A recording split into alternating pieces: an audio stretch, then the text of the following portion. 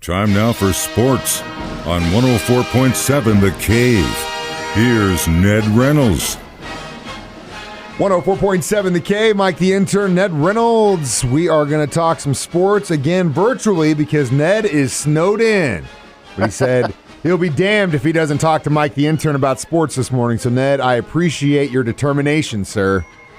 I've always wondered what it would be like to be a virtual Ned Reynolds, and I guess we're finding out. It's kind of scary. Being on the other end of it, I'm not going to lie to you, Ned. I'm kind of scared. I'm glad it's Friday, and I'm glad you'll be back in here, real Ned, on Monday.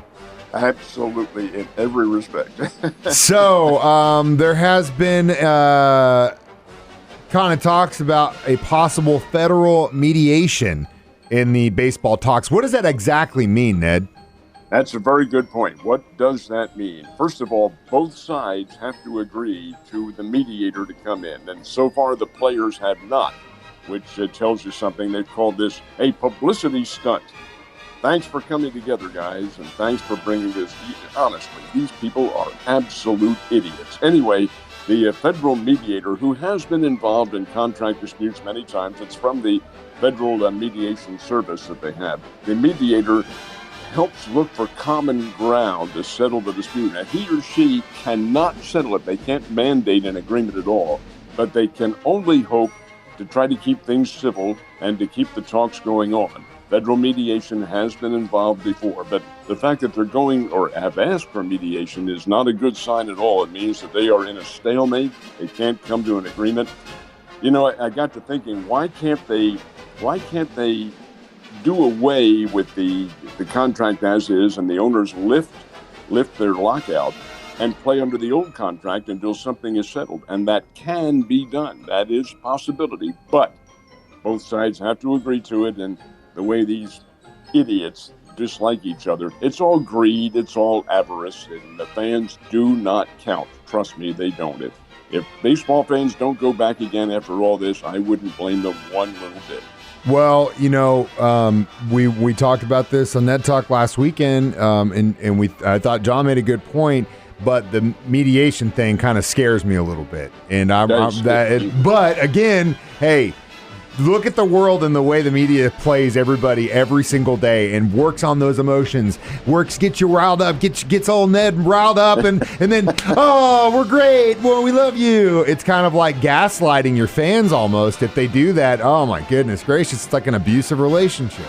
I promise you that will not be my reaction. Well, definitely not, and it hasn't been so far either. Everybody else, Mike, I am warped to the point where I'm almost saying I don't care. Hey, do whatever the hell you want. But oh man, this is not affecting me one way or the other than the fact that I can't enjoy baseball at the biggest level. Can down here in the minor leagues, yeah, they're going to play.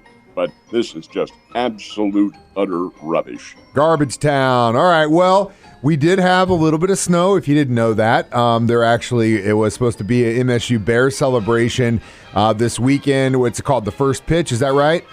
That's correct, yes. Is it still on?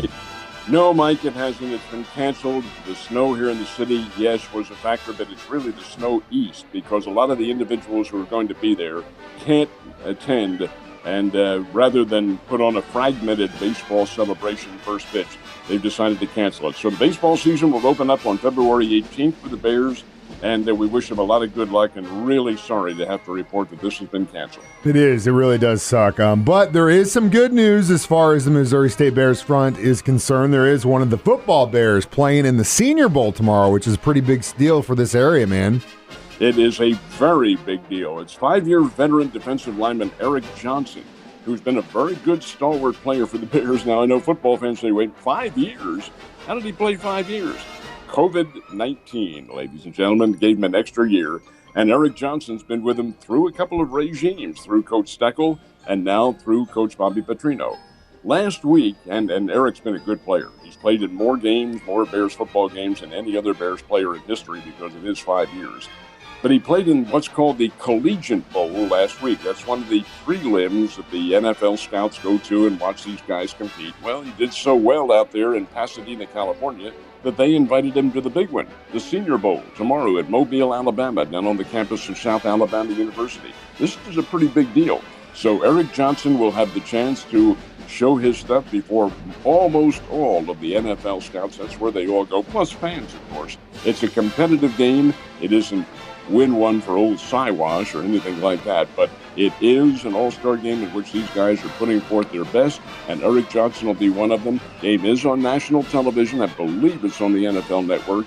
But the fact of the matter remains, he gets a chance to show the country what he can do, and I think that's going to be a very big opportunity. Yeah, it's his chance to get into the pros, and it also is a chance for all of us who don't have any teams playing next weekend to see some action and hopefully think about our future because, again, we're about 80 days away from the NFL draft, Ned. Pretty good weekend to be snowed in with some great college basketball games on TV.